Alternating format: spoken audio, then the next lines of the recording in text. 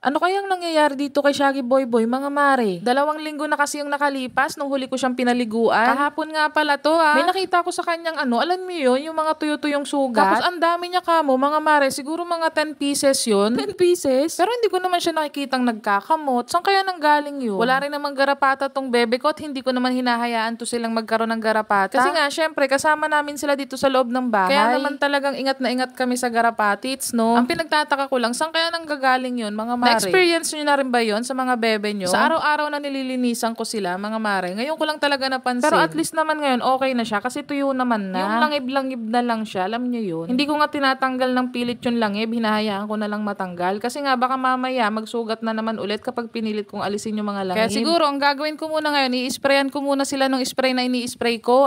I-sprayan ko muna sila nung gamot na ginagamit ko sa kanila. Kapag nga ganitong may kati-kati sila. Basta kapag ganito, mga mare, tatandaan nyo. Kapag ini-sprayan natin sila ng oil remedy. Aba mare, ikulong muna natin sila kahit ilang araw lang. Kasi nga syempre ma-oil yun. Magkakalat yun sa sahig ng bahay natin. Baka mamaya ikadulas pa natin yun. Diyos ko po, ikipinahamak mo pa. Kaya lang ako, ang ginagawa ko kapag kinukulong ko si Shaggy at ini-sprayan ko nga siya ng oil remedy. Syempre nilalagyan ko siya ng electric pan kasi nga yung oil mainit sa katawan yun kahit naman sa ating mga tao. Paano pa kaya sila, 'di ba, na maraming balahibo? Siguro mas init na init yung mga yan. Kaya siguro pag ini-sprayan nyo sila ng oil remedy na ginagamit nyo, tutukan nyo na lang din ng electric pan para naman hindi sila nakakaawa. Kung gusto nyo, mga mare, i-share ko na lang din sa inyo yung oil remedy na gamit ko sa kanila. Lalagay ko na lang dyan sa yellow basket para kung gusto nyo, mag-order na lang kayo. Ayan nga yung ginagamit ko sa tuwing meron silang kati-kate o rashes sa katawan. Basta kahit ano, ang daming benefits niyan. Subok na subok ko na talaga yan, mga mare. Kaya alam ko na hindi ako ipapahiya niyan sa inyo. Hindi naman ako magre-recommend dito para lang makabenta. Syempre, dog lover ako, sa aso mo yan ilalagay, mati. Hahayaan ko ba naman na maglagay ka ng kung ano-ano sa aso mo? Mindset ba? Mindset. Pero sa totoo lang, mga mare, marami pa akong hindi alam tungkol sa pag-aalaga ng aso. Kaya nga kung tutuusin, gusto ko rin magkaroon ng family dito. Iba pa rin kasi kung nagre-research